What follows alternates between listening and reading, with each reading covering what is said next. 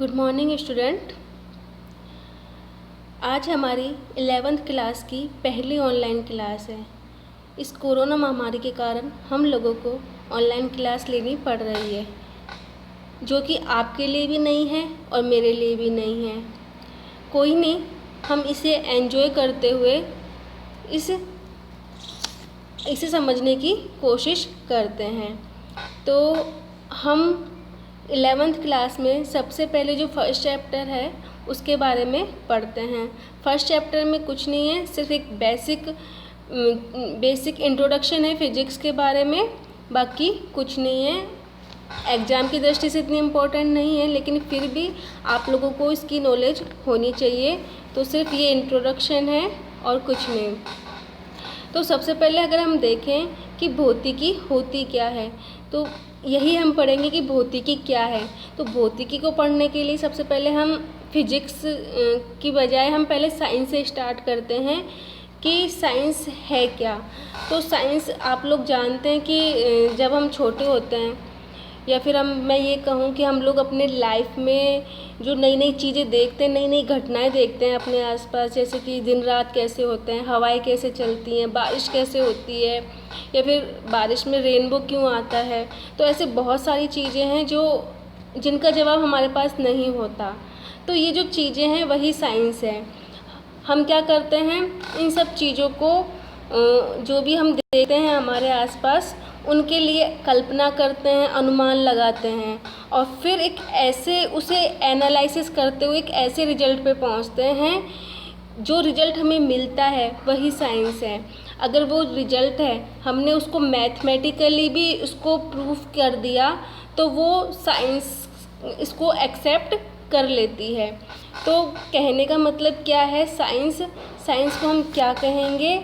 Science जो है वो साइंटिया वर्ड से मिलकर बना हुआ है, और जो साइंटिया है वो एक लैटिन वर्ड है जिसका मतलब होता है टू नो, यानी कि जानना।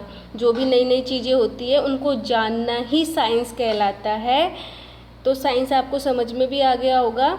जैसे विज्ञान प्राकृतिक घटनाओं को यथासंभव विस्तृत एवं गहनता से समझने के लिए किया जाने वाला सुव्यवस्थित प्रयास है। यानी कि हम ये कहें कि कोई भी जो हमारे घटना हो रही है हमारे आसपास, उस घटना को हम डीपली उसको गहन चिंतन कर रहे हैं, उसे एनालिसिस कर रहे हैं, तो वो क्या है? साइंस है।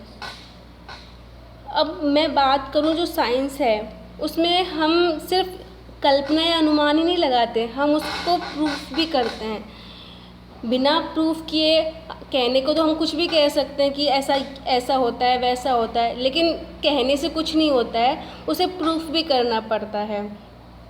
और प्रूफ करने के लिए हमें एक्सपेरिमेंट्स करने पड़ते हैं। जो एक्सपेरिमेंट्स हम करते हैं उसका रिजल्ट वो हर बार सेम होना चाहिए। ये नहीं कि हमने एक बार एक्सपेरिमेंट किया, उसका रिजल्ट कुछ और आ रहा है, दूसरी बार हमने एक्सपेरिमेंट किया, उसका रिजल्ट कुछ और आ रहा है। हाँ, ये हो सकता है कि जो रिजल्ट आ रहा है वो अप्रोक्सीमेट बराबर हो, पर उनमें अंतर नहीं होना चाहिए ज़्यादा। तो अगर जो रिजल्ट है वो लगभग सेम आ रहा है, बराबर आ रहा है हर बार, तो तभी उसको साइंस है, वो उसको एक्सेप्ट करती है।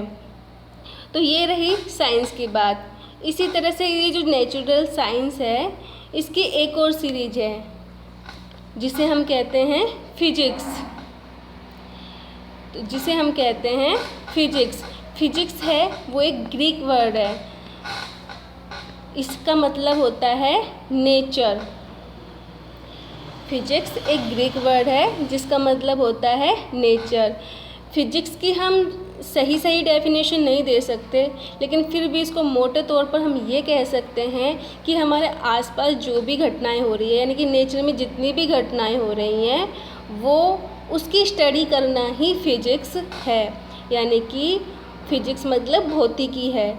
तो इसकी सीधी सादी डेफिनेशन हम यही कहेंगे कि हमारे आसपास या प्रकृति में होने वाली जितनी भी घटनाएं हैं उनकी स्टडी, उनका अध्ययन करना ही फिजिक्स कहलाता है। अब फिजिक्स की अगर हम बात करें तो जैसे साइंस है, साइंस में हमने कुछ बोल दिया या फिर फिजिक्स है, फिजिक्स के अंदर हमने कुछ कह दिया तो वो सिर्फ कहने पर ही डिपेंड नहीं करती है, उसको प्रूफ भी करना पड़ता है। जैसे अगर मैं आपको एग्जाम्पल के तौर पर बताऊं कि जैसे थॉमसन था, थॉमसन ने क्या किया, एटम के बारे में अपनी राय दे दी, ये बता दिया कि जो परमाणु है वो ऐसा होता है। अभी आपके लिए बेसिक चीज़ें हैं इसलिए मैं इसको ज़्यादा डीप में बात नहीं करूँगी, सिर्फ आपको समझाने के तौर पर बोल रही हूँ कि जो थॉमसन था उसने अपनी राय दे दी एटम के बारे में कि एटम इस तरह का होता है। लेकिन उसके बाद रदरफोर्ड आया, रदरफोर्ड ने क्या किया, उसने अपने कुछ एक्सपेरिमेंट किए और एक्सपेरिमेंट करके थॉमसन को उसने गलत साबित कर दिया कि नहीं थॉमसन तू तो गलत है, मेरे अकॉर्डिंग जो मैंने एक्सपेरिमेंट किए उसके अकॉर्डिंग ऐसा होना चाहिए एटम। तो इस तरीके से रदरफोर्ड ने उसको थॉमसन को गलत साबित कर दिया। इसी तरह रदरफोर्ड को भी गलत साबित करने के लिए नील्स बोर आया और नील्स बोर ने रदरफोर्ड की कुछ बातें थी जिनको गलत साबित कर दी और अपना एक नया मॉडल प्रस्तुत किया, जिससे क्या हुआ, हाइड्रोजन एटम होता है उसकी संरचना को समझने में आसानी हुई। अब हम बात करेंगे जो फिजिक्स है, फिजिक्स के दो क्षेत्र हैं, स्थूल और सूक्ष्म। स्थूल के अंदर हम बात करेंगे जो भी खगोलीय घटनाएं हो रही है या फिर कोई लैब से रिलेटेड जो भी घटनाएं हैं उसको हम स्थूल क्षेत्र में उसका स्टडी करते हैं। बाकी अगर हम सूक्ष्म क्षेत्र की बात करें तो सूक्ष्म क्षेत्र में हम एटम के बारे में, मॉलिक्यूलर के बारे में, जितनी भी न्यूक्लियर घटनाएं हैं उनकी हम स्टडी इस सूक्ष्म क्षेत्र के अंदर करते हैं। इन दोनों क्षेत्रों के कारण जो फिजिक्स है उसको हम दो पार्ट्स में डिवाइड कर सकते हैं। फर्स्ट जो हमारा पार्ट है वो है क्लासिकल मैकेनिक्स और दूसरी है मॉडर्न फिजिक्स। फिजिक्स को हमने दो पार्ट्स में डिवाइड किया, क्लासिकल मैकेनिक्स और मॉडर्न फिजिक्स। क्लासिकल मैकेनिक्स यानी कि चिरसम्मत यांत्रिकी, मतलब जितनी भी हम पुरानी फिजिक्स पढ़ते हैं वो सब क्लासिकल मैकेनिक्स के अंदर आता है। तो क्लासिकल मैकेनिक्स के अंदर क्या क्या आता है, मैकेनिक्स आती है, थर्मोडायनेमिक्स आती है, इलेक्ट्रोडायनेमिक्स आती है, ऑप्टिक्स आती है। मैकेनिक्स की बात करें हम तो मैकेनिक्स में होता क्या है, जितने भी हम न्यूटन्स लॉ पढ़ते हैं या फिर गुरुत्वाकर्षण के नियम पढ़ते हैं, ये सारी चीज़ें हम मैकेनिक्स के अंदर पढ़ते हैं। थर्मोडायनेमिक्स के अंदर हम ताप है, आंतरिक ऊर्जा है, एंट्रोपी है, दाब है, इसकी स्टडी करते हैं। इलेक्ट्रोडायनेमिक्स में हम विद्युत और चुंबकीय का अध्ययन करते हैं। ऑप्टिक्स के अंदर हम लेंस वगैरह है या प्रकाश है, अपवर्तन है, विवर्तन है, ये सारी चीज़ें हम ऑप्टिक्स के अंदर पढ़ते हैं। बाकी फिजिक्स का जो दूसरा पार्ट है हमारा मॉडर्न फिजिक्स, वो मॉडर्न फिजिक्स भी के अंदर जो आता है वो आती है न्यूक्लियर फिजिक्स आ गई, एटॉमिक फिजिक्स है, क्वांटम मैकेनिक्स है, रिलेटिविटी है। तो न्यूक्लियर फिजिक्स में हम वही न्यूक्लियर घटनाएं होती हैं जितनी भी विखंडन है, संलयन है या फिर नाभिक के बारे में उसकी संरचना है, वो होता कैसा है, नाभिक किस किस चीज़ों से मिलकर बना होता है, ये सारी चीज़ें हम न्यूक्लियर फिजिक्स के अंदर पढ़ते हैं। एटॉमिक फिजिक्स में हम एटम के बारे में पढ़ते हैं।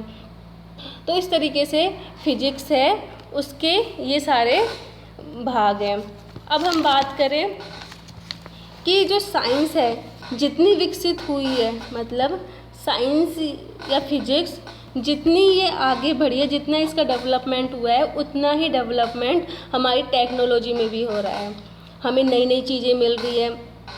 तो ये जो टेक्नोलॉजी में जो भी विकास हो रहा है उसका सीधा सीधा असर हम लोगों पर पड़ता है, हमारे समाज पर पड़ता है।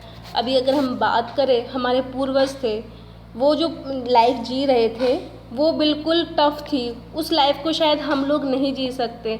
हमारे लिए उस टाइम से अगर हम कंपेयर करें तो जो हमारे लिए जो लाइफ है वो बहुत ही इजी हो चुकी है। आज हम पंखे में, कूलर में, एसी में रहते हैं, हमारे पास चलाने के लिए व्हीकल्स हैं, मतलब बहुत सारी चीज़ें हैं जिसके कारण हम आराम से सुविधाजनक और आरामदायक जीवन यापन कर रहे हैं। जबकि अगर हम हमारी पिछली पीढ़ियों की बात करें तो उनका जीवन ऐसा इतना आसान नहीं था। उन्होंने तो पेड़ों के नीचे अपना जीवन यापन किया था। चलने के लिए अगर उनके पास कोई व्हीकल्स नहीं होता था, मीलों वो पैदल चल कर जाते थे। तो इस तरीके से जो हमारा जो लाइफ है, हमारी जो जीवन शैली है, उसको बिल्कुल चेंज करने का पूरा जो क्रेडिट है वो साइंस को या फिजिक्स को जाता है। एक चीज़ और मैं आपको बताना चाहूँगी कि जो फिजिक्स है, फिजिक्स के अंदर मैथमेटिक्स का बहुत बड़ा रोल है। मैथ के बिना फिजिक्स कुछ नहीं है। हम जो भी फिजिक्स पढ़ेंगे उस फिजिक्स के अंदर 50% से ज़्यादा मैथ आएगी, और मैथ के बिना हम फिजिक्स को सॉल्व नहीं कर पाएंगे। अगर हम बात करें जैसे गुरुत्वीय बल की बात करें हम, तो गुरुत्वीय बल की अगर हम सीधी सीधी डेफिनेशन लिखते हैं या बोलते हैं तो उसको लिखने या बोलने में बहुत ज़्यादा टाइम लगता है। लेकिन अगर हम उसका सीधा सीधा फॉर्मूला लिखते हैं या बोलते हैं F=G m1m2/r², तो ये बहुत ही सिंपल हो जाता है और समझना भी आसान होता है। अगर हम इसको लिखें कि किन्हीं दो पिंडों के बीच किन्हीं दो अलग अलग द्रव्यमान के पिंडों का गुणनफल उनके समानुपाती था, तो उनके बीच की दूरी के वर्ग के व्युत्क्रमानुपाती होता है गुरुत्वीय बल। तो ये लिखने में बोलने में बहुत ही बड़ा हो जाता है। तो इससे अच्छा है हम इसको ईजिली सॉल्व करने के लिए, ईजिली समझने के लिए हम इसको क्या करते हैं, मैथमेटिकल फॉर्म में लिखते हैं। तो मैं ये कहना चाहती हूँ कि फ़िज़िक्स के अंदर मैथमेटिक्स का बहुत बड़ा रोल है। बिना मैथ के हम फिज़िक्स नहीं पढ़ेंगे। तो ये तो था हमारा आज का जो बेसिक इंट्रोडक्शन था फिज़िक्स के बारे में। अभी हम जो आगे वाला जो लेक्चर होगा हमारा, वो इस नेचर के जितने भी बल फोर्स हैं उनके बारे में हम पढ़ेंगे। जो नेचर ने जो मूल 4 बल दिए हैं हम लोगों को, उन चारों बलों को हम अगले लेक्चर में पढ़ेंगे। मैं ऐसी उम्मीद करती हूँ कि आपको यह आज का जो ई लेक्चर है वो समझ आया होगा। So thank you.